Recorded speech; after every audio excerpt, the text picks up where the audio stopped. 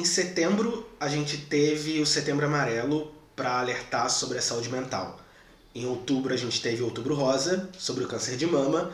Em novembro, Novembro Azul, sobre o câncer de próstata e a saúde do homem. Chegou dezembro e agora é o Dezembro Vermelho. A gente vai falar sobre prevenção e combate ao HIV e AIDS. Existe uma estimativa de que tem mais de 100 mil pessoas no Brasil que têm o vírus do HIV e não sabem que tem. Isso é muito perigoso, porque a gente sabe hoje que uma pessoa que tem o vírus do HIV e faz o tratamento, ela em poucos meses fica indetectável e a chance dela transmitir esse vírus para outra pessoa é praticamente zero. Então, se hoje a gente tem casos novos, é porque muita gente tem, não sabe que tem e transmite para outras pessoas. Para entender mais sobre esse assunto, sobre transmissão, PrEP, PEP, como se pega, como evitar pegar, como está a realidade do tratamento de HIV no Brasil hoje, eu fui até a Clínica Vibes aqui no Rio de Janeiro. É uma clínica que oferece tratamento para HIV e AIDS a preços populares, para caso alguém não queira fazer o tratamento pelo SUS por qualquer motivo. Vale lembrar que o SUS ele tem um tratamento gratuito para HIV que é referência e motivo de elogios no mundo inteiro. E é um tratamento que merece ser protegido e enaltecido, principalmente num governo que aponta para não dar valor à saúde das pessoas, especialmente as pessoas com HIV e AIDS. Lá na Vibes eu entrevistei o Dr. Eduardo Franco, que é infectologista e tem mestrado pela Imperial College of London. Ele é um dos sócios da Vibes e conversou comigo e tirou todas as dúvidas que eu tinha e espero que todas as dúvidas que vocês possam ter sobre o tema. Vamos conferir a entrevista. Recentemente a nomenclatura mudou de DST para IST. Por que isso aconteceu? Porque falar em doença hoje em dia tem uma tarja, tem um estigma, né? Então você falar de infecção é um pouco diferente. Então, é que nem assim, no começo da infecção pelo HIV se dizia muito erradamente, se dizia aidético, por exemplo.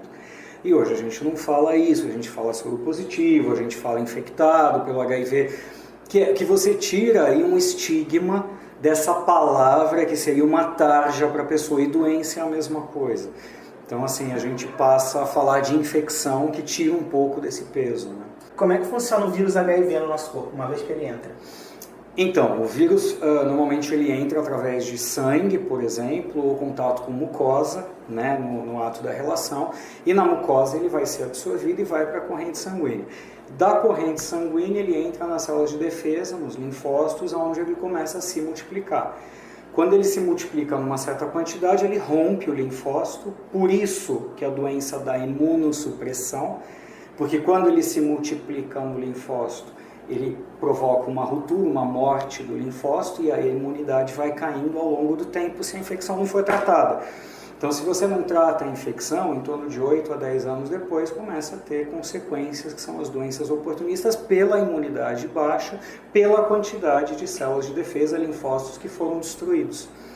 E aí, quando você entra com o tratamento, você inibe essa replicação, essa multiplicação do vírus dentro do linfócito. Então, HIV e AIDS não são a mesma coisa. Qual a diferença entre os dois? Então, o HIV é um vírus, né, que pode infectar os seres humanos, e AIDS é uma doença quando você tem já consequência de infecções oportunistas, que se aproveitaram da imunidade baixa causada pelo vírus. Então, a diferença é que AIDS é uma doença com já infecções que se aproveitaram da imunossupressão, e a infecção pelo HIV é simplesmente ter o vírus no organismo. Essa é a diferença. E hoje em dia, qual o maior desafio para combater o HIV?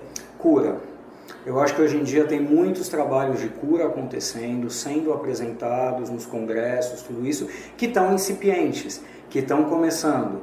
Então, assim, já houve casos de cura, né, que foi conhecido como paciente de Berlim, e é um paciente que recebeu uma medula óssea com uma mutação específica que não permitia que o HIV entrasse no linfócito, e esse caso já foi publicado. Já houve outros casos também de cura, poucos, mas são muito incipientes, estão começando. Precisa muito mais de estudo em larga escala para ser reprodutível, né, para você poder aproveitar para a população toda. Então, eu acho que cura hoje é um desafio. Eu acho que PrEP a profilaxia antes da exposição. Você tomar, como vamos dizer, a mulher toma um anticoncepcional para prevenir gravidez, você tomar um comprimido que vai te prevenir a infecção pelo HIV. Eu acho que o PrEP também mais seguro, com menos efeito colateral e distribuído para a população em geral, acesso à PrEP, eu acho que é um grande desafio também.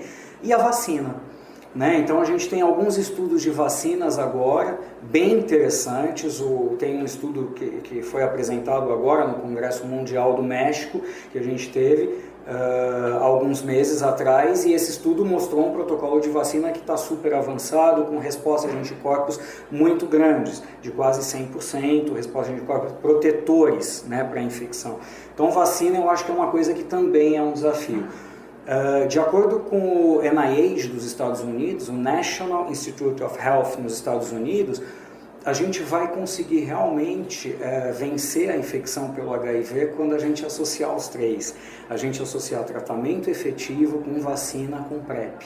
Aí realmente a gente vai ser bem eficaz. E ainda tem bastante preconceito das pessoas com questão do HIV? Muito.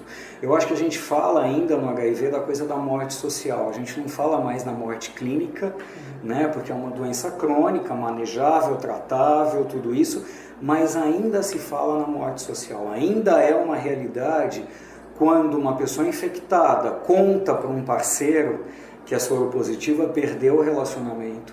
Ainda acontece, muito menos do que no começo, mas ainda acontece da pessoa soropositiva perder emprego, porque fala no emprego que é soropositiva. Então ainda tem todo um estigma social que realmente precisa ser combatido e precisa acabar. E a infecção pelo HIV tem que ser considerada uma infecção como outra qualquer.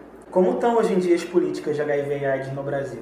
Eu acho que assim, o programa de HIV e AIDS no Brasil é excelente. É um programa excepcional porque são poucos países no mundo que dão medicação e tratamento de graça, fazem prevenção com a eficácia com que o Brasil fez, e o programa sempre foi e sempre é premiado.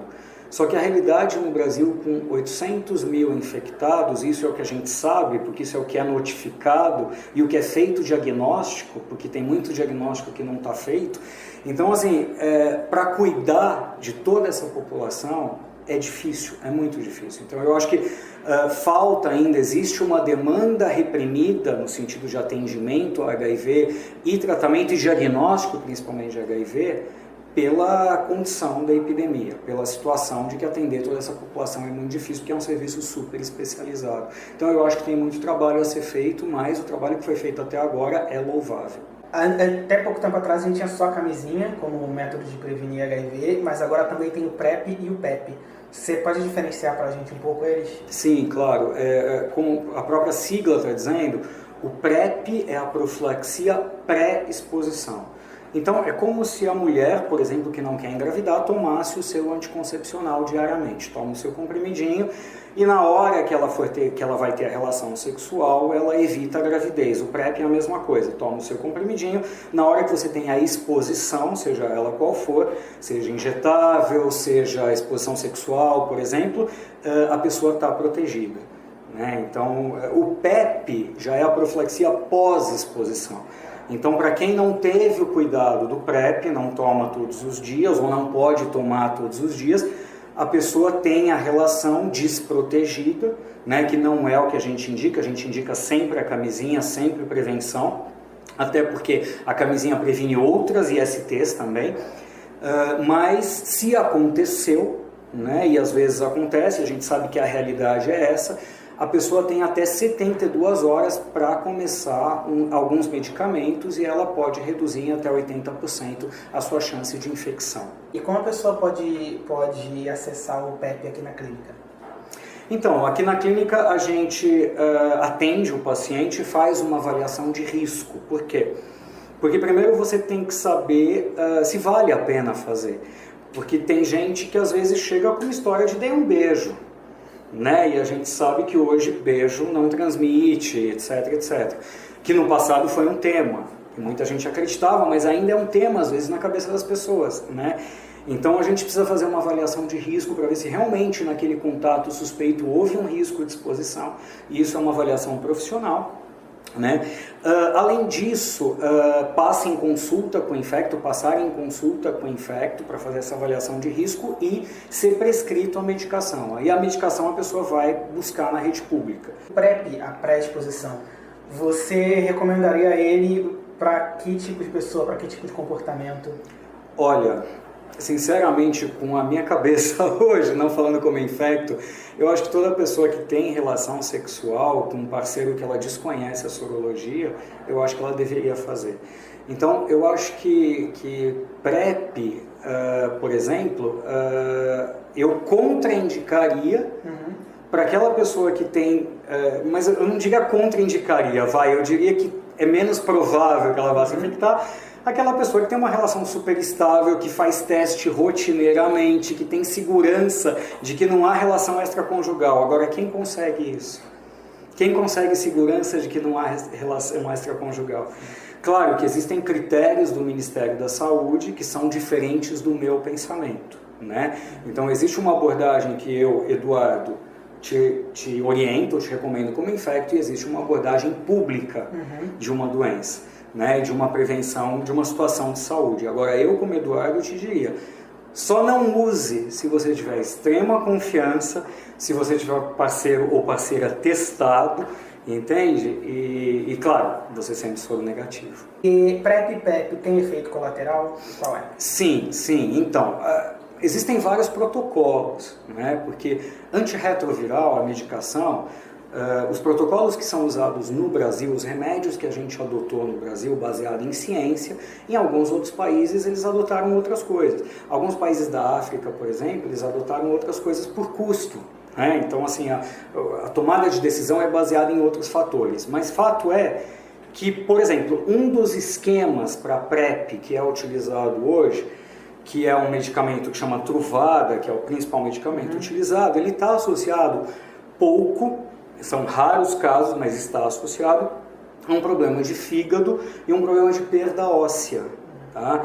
Então, assim, são consequências do medicamento. Todo medicamento tem efeito colateral, todo medicamento que você toma, não só medicamento. Chá verde, se você toma, tem efeito colateral. Entende? Se você toma em excesso, tudo isso. Então, o que acontece com o Truvada é isso, ele tem seus efeitos colaterais. A empresa que produziu o Truvada, tudo isso, ela já tem alguns medicamentos mais avançados, mas que ainda não estão aprovados no Brasil. E ainda não estão nos nossos protocolos. Então, sim, a pessoa precisa de um acompanhamento para saber se não está tendo os efeitos colaterais, que são raros, do tratamento do PrEP. O PEP, ele tem um pouco mais de medicamentos, né? Seria uma quantidade aí maior, é um esquema mais complexo, né? Um esquema um pouco mais potente, vamos dizer assim. E também tem os seus efeitos colaterais, então tem que entender, passar no infecto e fazer o acompanhamento para ver se está tendo esses efeitos. Se a pessoa faz uso de PrEP, significa que ela pode parar de usar camisinha?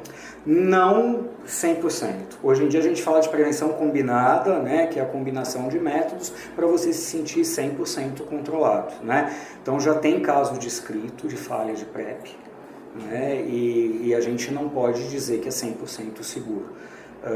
Agora, se você fala em redução de risco aí, por exemplo, é melhor do que você não usar nada, né? Então é muito melhor do que você não usar nada. Agora, para você estar completamente seguro, é a prevenção combinada.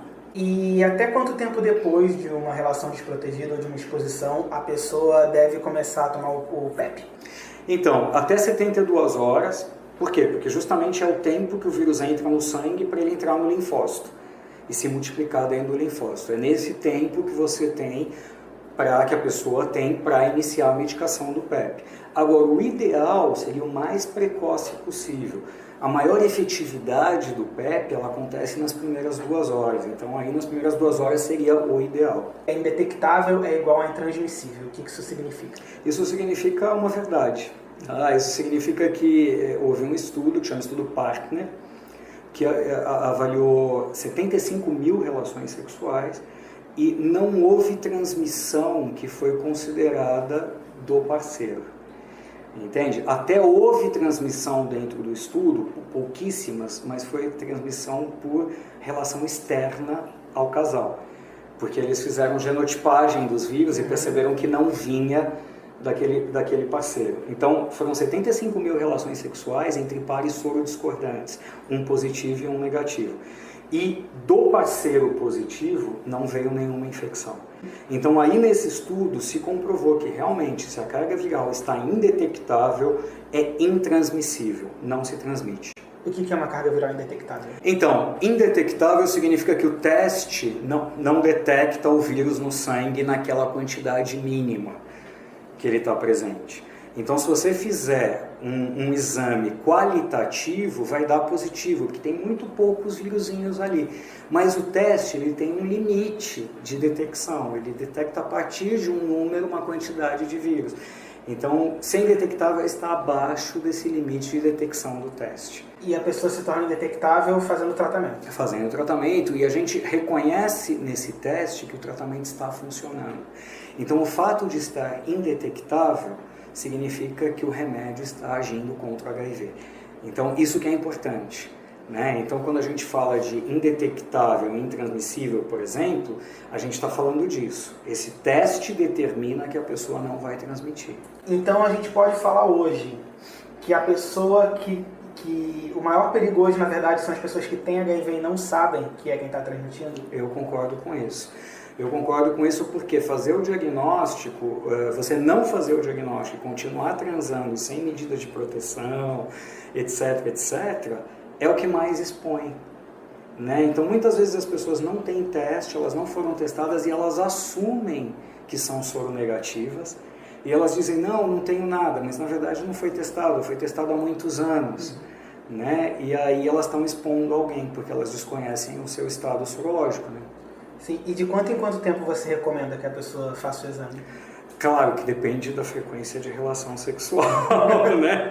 Então, assim, eu acho que um check-up anual é super interessante, mas acho que uma pessoa que não tem uma relação estável, por exemplo, deveria fazer a cada 6 meses. Se a pessoa tem muitas relações, aí a gente aumenta a frequência disso.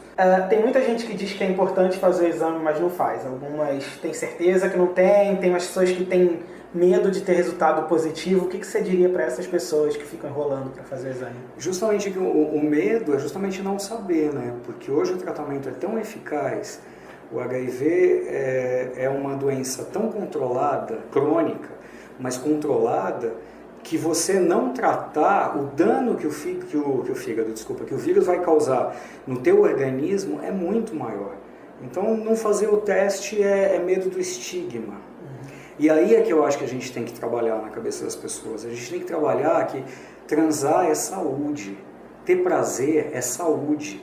Então, buscar ter prazer livremente é o que a gente deve buscar. Eu acho que o teste de HIV é uma das ferramentas para tudo isso. Para a gente buscar ter prazer livremente, com consciência e ter uma relação sadia e feliz, né? O Brasil é um dos países da América Latina em que o HIV mais cresce, segundo dados da UNAIDS. Você acha que o pessoal mais jovem, por não ter vivido isso, você acha que eles perderam o medo do vírus? Você sabe que eu não sei exatamente o que foi. Eu acho que tem um pouco disso, sabe? De perder o medo, porque não viu o que aconteceu no passado. Então, as pessoas não presenciaram os amigos morrendo de AIDS, por exemplo, de infecção oportunista, tudo isso, como eu presenciei.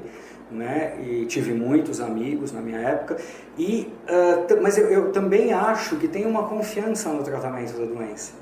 Né? Eu acho que as pessoas têm essa mentalidade, que não é uma coisa tão negativa, de que realmente a AIDS ou a infecção pelo HIV é uma coisa controlada. Né? É uma coisa que, tudo bem, você vai tratar com um comprimido e tal. E acho que também tem um pouco de campanha de saúde. Eu acho que também quando a gente viu aquele começo da infecção no Brasil em 83, por exemplo, veio na mídia aquilo tão forte, né, que eu acho que artistas que você via na imprensa, né, nos jornais, nas revistas, passando por uma situação super complicada de saúde com isso, e hoje a gente não vê, né? Então hoje é difícil a gente ver essa consequência da infecção. Então eu acho que havia um pouco mais de meu Deus, isso existe, entende, do que hoje. Agora falando sobre camisinha, porque a gente falou de PrEP e PEP para HIV, mas a camisinha protege de todas as ISTs e também impede a gravidez no caso de relações hétero. Mas ainda é um desafio fazer, principalmente os jovens, usarem camisinha. O que você acha que pode ser feito para mudar esse cenário? Olha, para estimular o uso de camisinha, eu acho que assim, primeiro, fornecimento, né, de camisinha, a pessoa ter acesso, né? Então, eu acho que assim, muitas vezes, de repente a pessoa vai para uma balada e não tem na hora.